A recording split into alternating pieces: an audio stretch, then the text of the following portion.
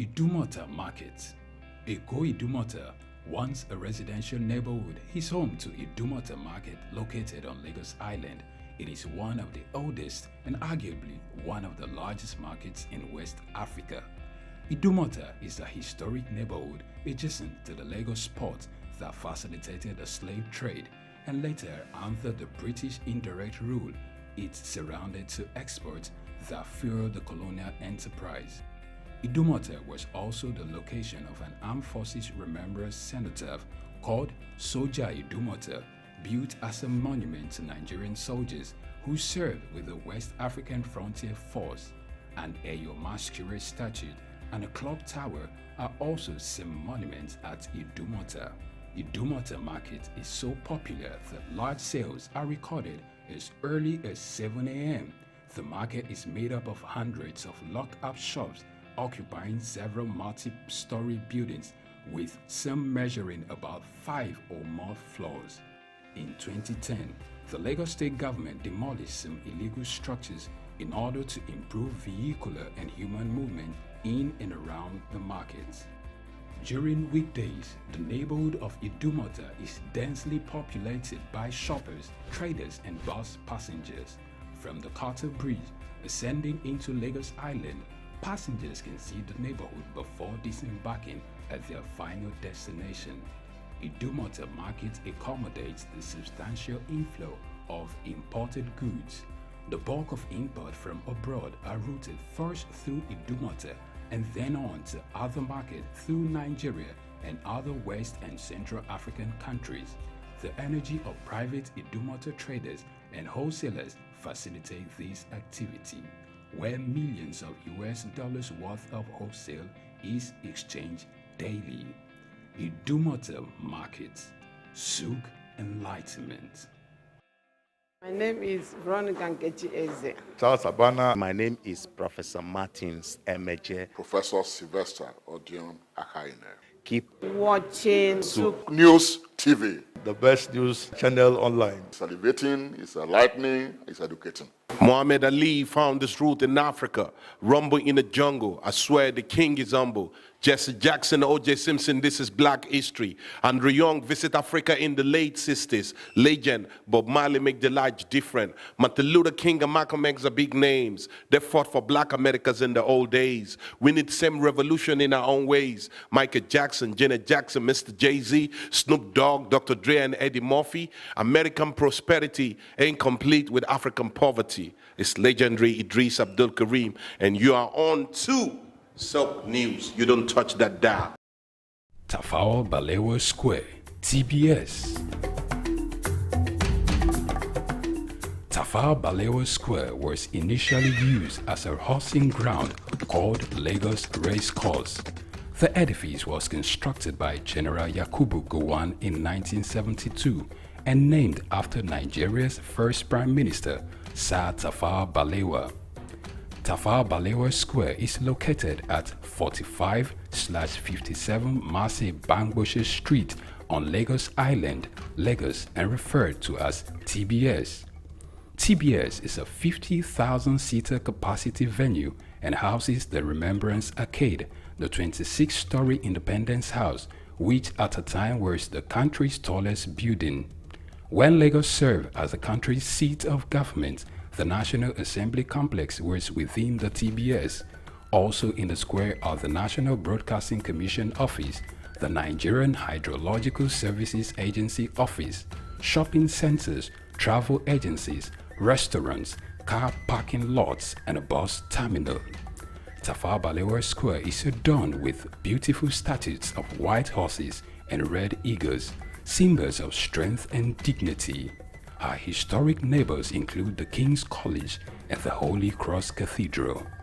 Tafawa Balewa Square hosted some of the country's memorable events, such as the Independence Day in 1960, when Nigeria gained independence from Britain, the Armed Forces Remembrance Day, which is celebrated annually on January 15. The edifice is a national cultural asset. Tafawa Balewa Square, SOUQ Enlightenment.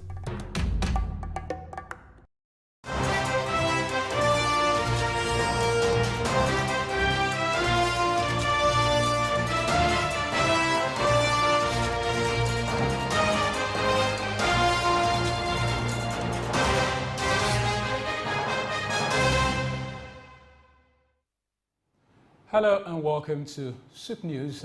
Here is the news hour on SOUQ News TV. First, here are the headlines.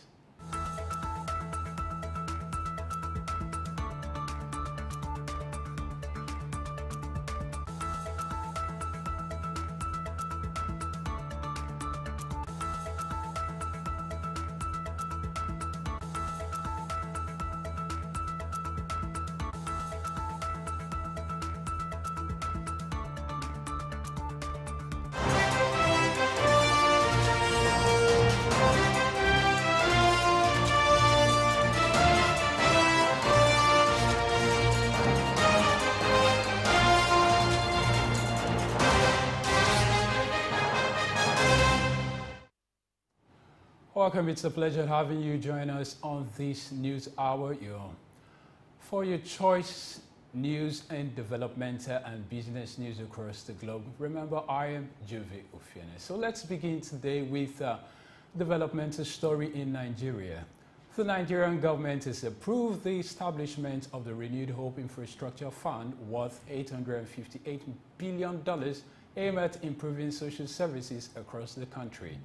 The chairman of the Federal Inland Revenue Services, SOUQ Adedeji, disclosed this following the 4th Federal Executive Council meeting held in Abuja yesterday. He outlined the fund as a special purpose vehicle designed to attract crucial investment for the country's infrastructure development needs. Adedeji emphasized a holistic approach to effectively mobilize resources for national development. The initiative targets bridging an infrastructure gap exceeding $858 billion, hindering national growth. He highlighted the fund's role in addressing investors' concerns and promoting economic growth and connectivity across sectors like transport, agriculture, aviation, and education. In a bid to support ginger farmers across the country, Nigeria has allocated 1.6 billion naira package through the National Agricultural Development Fund and designated a 20-hectare site for clean ginger seed cultivation. The government also inaugurated the Ginger Blight Epidemic Control Task Force in response to a recent report stating that Nigeria ginger farmers suffered an estimated 12 billion naira in losses due to a devastating blight epidemic in 2023, primarily impacting regions in Kaduna, Plateau, Nasarawa State, and the Federal Capital Territory. Minister of State for Agriculture and Food Security, Sadiq Abdullahi, who revealed this in Abuja during the inauguration, noted that the fungal infection detected in August 2023 caused widespread damage to ginger crops as well as affected livelihoods. According to him, to aid recovery, the government allocated 1.6 billion package through the National Agricultural Development Fund and designated a 20-hectare site for clean ginger seed cultivation. Still in Nigeria, the Association of Foreign Airlines and representatives in Nigeria have expressed gratitude to the federal government for disbursing the long-awaited funds owed to the foreign airlines operating in Nigeria. Last week, the government announced the release of those funds to the airlines' commercial banks for immediate payment, marking a significant step forward to resolving the issue. Dr. Kingsley Nwokoma, AFARN's president, acknowledges the substantial payment made, urging airlines to resume the sale of low inventory tickets withheld due to the payment delay. Dr. Nwokoma, who praises the Minister of Aviation and Aerospace Development, Festus Keyamo, for proactive efforts in ensuring foreign carriers receive their dues promptly. He commends the Central Bank of Nigeria for responsiveness amid economic challenges, highlighting Air Peace Airlines' milestone in launching operations on the Lagos-London route. The President stressed collaboration and alliances' importance in the aviation sector. Similarly, encourages the exploration of new routes and partnership by both Nigeria and foreign airlines to foster growth amid increased passenger traffic. And away from that, Petrol prices have witnessed a significant decline, dropping from 640 naira per litre to 630 naira per litre, marking a notable shift in the market landscape. This change follows the announcement by the Nigerian National Petroleum Corporation Limited (NNPCL) to directly supply petrol to independent marketers, boycotting the need for intermediaries such as private depots.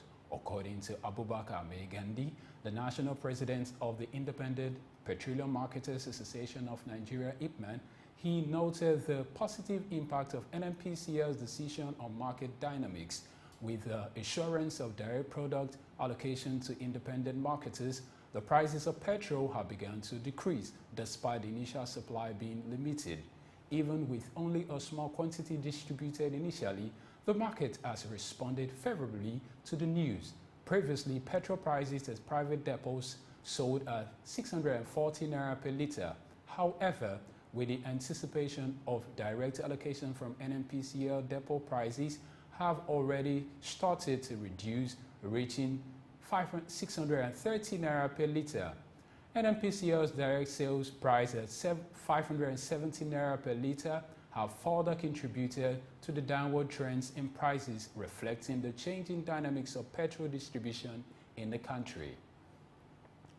Still in Nigeria, the Central Bank of Nigeria has released a circular to Bureau de Change operators (BDCs), disclosing the sale of $10,000 to each BDC at an exchange rate of 1,251 naira per dollar. As outlined in the circular, BDCs are mandated to sell the allocated dollars to eligible customers at a maximum spread of 1.5% above the purchase price, indicating a ceiling rate of 1,269 naira to $1. This announcement marks the reinstatement of dollar sales to BDC operators after a prolonged suspension by the central bank in 2021, which was lifted earlier this year following the revocation of licenses of over 4,173 BDC operators in February. Despite the Monetary Policy Committee's tightening stance, Nigeria's money supply hit a historic high of 95.56 trillion naira in February 2024. This marks a 79.29% surge from previous year, indicating significant growth. The Central Bank of Nigeria (CBN) reported this increase, highlighting the nation's economic liquidity. However, the rapid money supply growth raises concern about potential inflationary pressures threatening citizens' purchasing power. Additionally, Nigeria's economic growth remains slow, projected at 2.9% to 3.1% for 2024, while inflation surged to 31.70% in February. To combat inflation, the MPC increased the monetary policy rate to a record high of 22.75%. This move, praised by the International Monetary Fund (IMF), demonstrates the CBN's commitment to stabilizing the economy. Despite efforts to tighten monetary policy, structural issues persist, complicating inflation control. The ongoing MPC meeting under Governor Yemi Cardoso is expected to address the implications of the expanded money supply on policy decisions. I'll take a break and return shortly for more stories. Don't go anywhere. In the heart of sub-Saharan Africa, where commerce meets progress, welcome to SOUQ News, your source for business, economy, and development insight that drive nations forward. From the vibrant streets of Lagos, Africa's fastest economic hub, SOUQ News takes you on a journey of discovery, analyzing and reporting the facts that lay the foundation for growth and development. We don't just report the news, we create it. SOUQ News is more than a channel. It is a catalyst for change, spotlighting the stories that shape economies, inspire entrepreneurs, and fuel progress. Covering business, finance, technology, energy, and many more, SOUQ News provides a daily deep dive into the stories that matter, interviews with industry titans, and analysis that empowers your understanding of economic landscape. Join us daily as we dissect, discuss, and deliver the most relevant and factual news on business and the economy. SOUQ News is your trusted guide, empowering you with the knowledge to make informed decisions.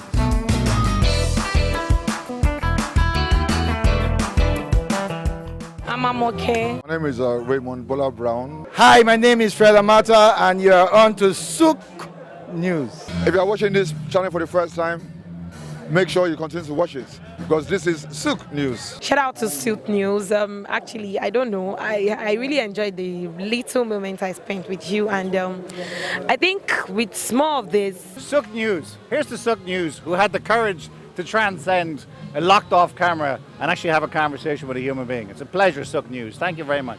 The National Theatre, Igomu, built during the military regime of Olusegun Obasanjo and finished in the time for the Second World Festival of Black Arts and Culture, FESTAC, in 1977. The theatre holds amazing treasures and memories. The artworks fill everyone with pride. The National Arts Theatre is visible from the motorway which connects Lagos Island and the mainland. The National Theatre is packed with the artworks of legendary contemporary Nigerian artists, stained glass walls by Yusuf Grillo, sculptures and murals by Lamidi Fakeye, Erabo Emopai, and many others. It was put to full use for a month as one of the 4 venues of the Second World Black and African Festival of Arts and Culture, tagged FESTAC 77. The complex hosted 16,000 participants from 56 African countries and the diaspora in an unprecedented showcase of African music, fine art, literature, drama, dance, and religion. The National Art Theatre was built and designed by Techno Expert Stroll, a Bulgarian company mirroring the Palace of Culture and Sports in Varna, Bulgaria. Completed in 1976, the building is one of the largest and most beautiful of its kind on the African continent. It consists of a central hall with 5,000 seats, a collapsible stage that can be quickly rebuilt, a conference hall with 1,600 seats, 2 large exhibition halls, and 2 cinemas with 800 seats each. The theatre complex has a dressing room for artists, a garage, offices, coffee bars, and a buffet. It has indoor TV and radio systems, as well as booths with facilities for simultaneous translation of languages and hectares of large green lawn around. The majestic structure sits in Igomu like a quiet mountain, mesmerizing visitors and passers-by. The National Theatre, SOUQ Enlightenment.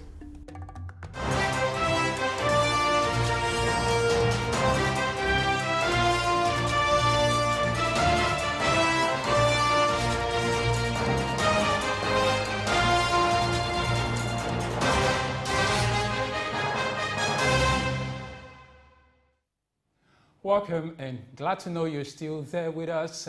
Don't forget to share your thoughts with us on our social media platforms. All right, we'll move away from that. Total Energies and Marketing PLC released its 2023 financial report revealing a profit after tax of 12.912 billion naira economic challenges.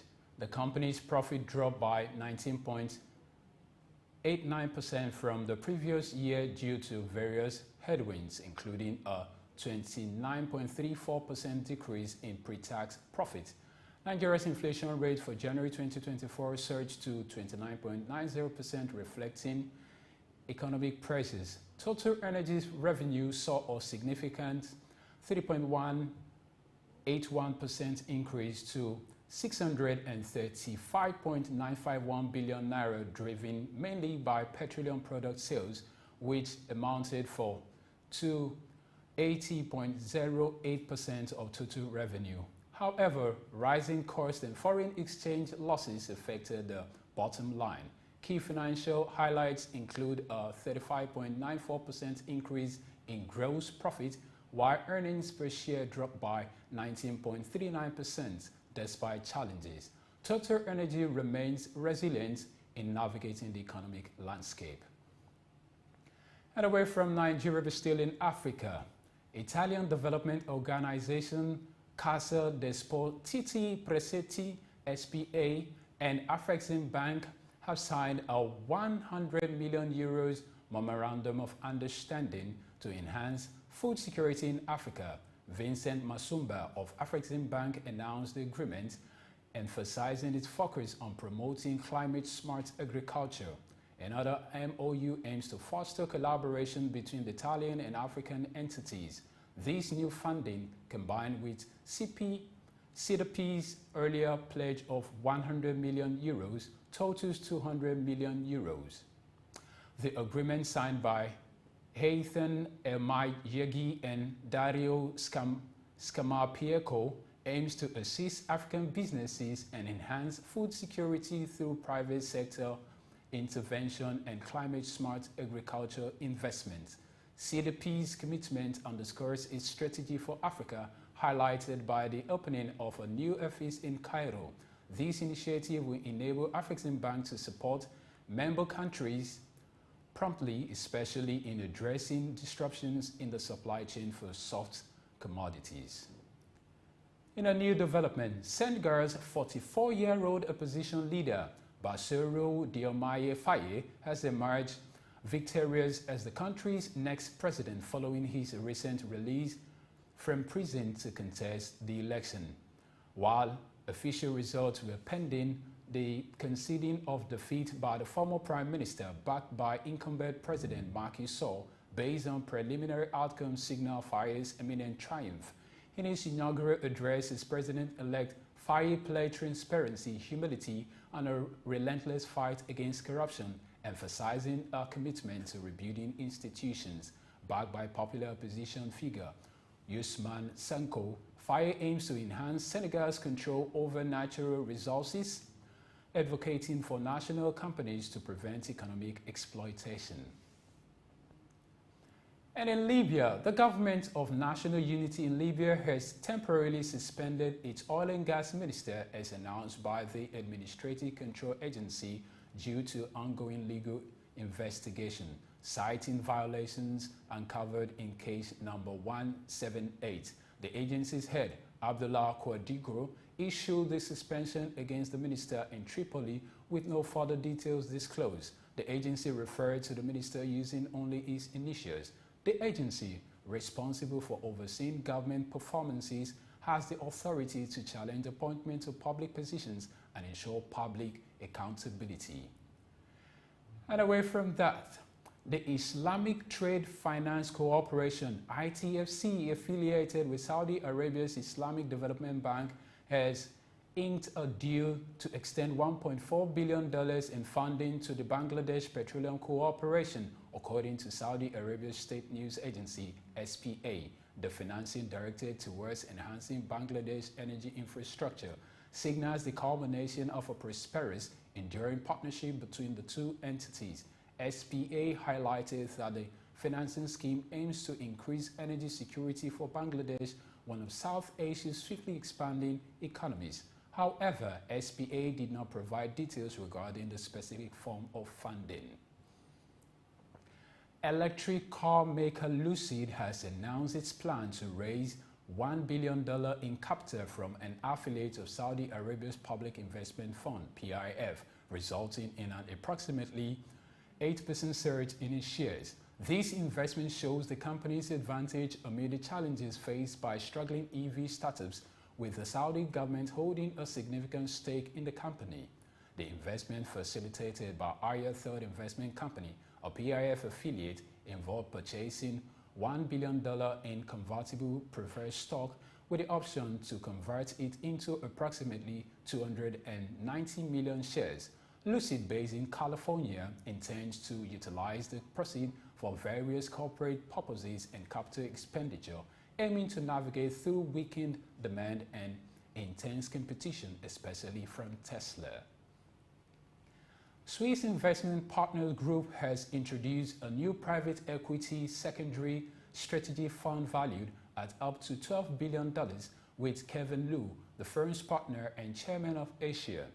This was announced during the American Institute's inaugural Global Investors Symposium in Hong Kong. Lu emphasized the significance of this strategy fund, highlighting its expected size surpassing previous funds.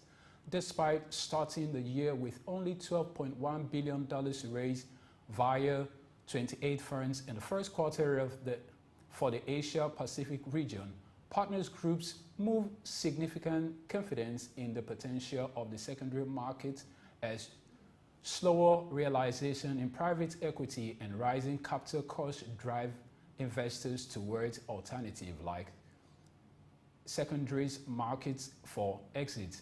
The firm, with $147 billion in assets under management across various sectors globally, has observed a notable increase in deal flows in the secondary space and expect further growth in the future. We'll take another break, and when we return, we go straight to the remaining stories. We've got just what you need right here at Femi Wash Media.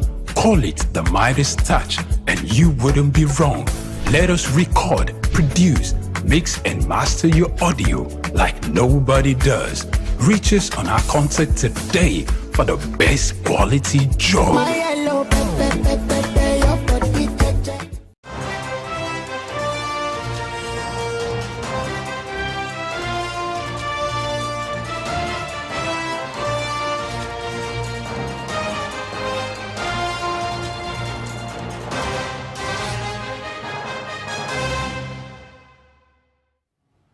Welcome into the rest of the news.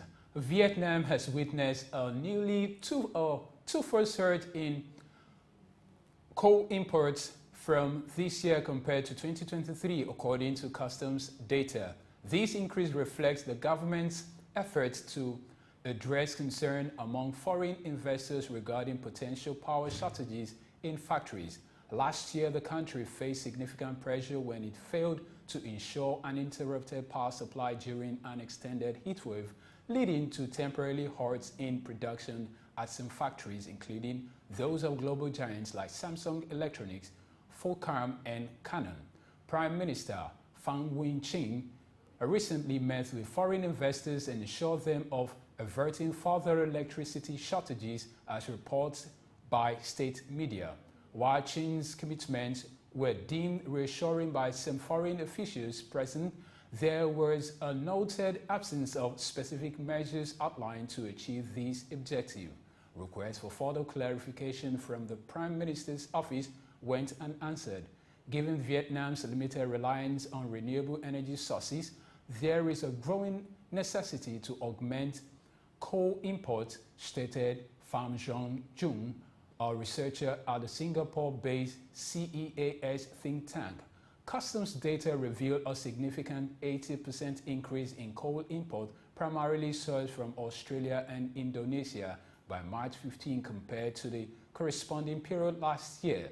Additionally, domestic coal output saw a 3.3% rise in the first 2 months of the year, contributing to meeting Vietnam's energy demand alongside imports. In a significant development, the German national rail operator Deutsche Bahn brokered a breakthrough agreement with the union GDL, marking the end of prolonged disputes and nationwide strikes. Under the term, train drivers will gradually reduce their working hours to a 35-hour week by 2029, while maintaining a current wage levels. Those opting for a 40-hour week will receive a 2.7% hourly wage increase. Effective from November 1st, 2023, the 26-month agreements include provisions for a strike-free period of nearly 2 years and entails a €420 salary increase in 2 stages, coupled with a one-time inflation compensation of €2,850. This resolution addresses industry-wide challenges worsened by high inflation and staffing shortages impacting various sectors, including national rail, air travel, public transport across Germany. The U.S. Department of Agriculture has reassured the public that despite positive avian flu tests in samples of milk collected from sick cattle in Kansas and Texas, the nation's milk supply remains safe. The detection highlights the widespread effect of the virus across also known as bird flu, which has been identified in poultry flocks and mammals globally. Investigations by the USDA, FDA, and CDC are underway in Kansas, Texas, and New Mexico, focusing on dairy cows displaying symptoms such as decreased milk production and low appetite. U.S. Department of Agriculture attributed the introduction of the virus to cattle in Texas to wild birds, emphasizing that the risk of human injection remains low. Measures are in place to divert or destroy milk from sick cows to prevent it from entering the food supply, while pasteurization required for milk interstate commerce effectively eliminates flu viruses. The USDA affirmed that commercial milk supply safety is uncompromised, assuring consumers of no health risk and predicting no impact on milk or dairy products. Lastly, but still in the U.S., the U.S. Energy Department reviewed a $6 billion federal funding initiative to subsidize 33 industrial projects in 20 states aimed at reducing carbon emissions, emphasizing its support for well-paying union jobs and enhancing U.S. competitiveness. Energy Security Secretary Jennifer Granholm will announce the awards during a visit to Cleveland Cliff SOUQ facility in Middletown, Ohio, which will receive up to $500 million to implement 2 new electric and furnaces and hydrogen-based technology. Granholm hailed the initiative as the largest industrial decarbonization investment in U.S. history, leveraging a total of $20 billion, including companies' contributions. The projects collectively aim to eliminate 40 million metric tons of pollution annually, equivalent to removing approximately 3 million gas-powered vehicles from the road. This move aligns with efforts to address global carbon dioxide emissions, particularly from manufacturing construction materials, as heightened by the Portland Cement Association. And that's all there is on News Hour. Many thanks for joining, and remember to share your feedback with us via our social media platform. And on behalf of the news team, I am Juvi Ofienen.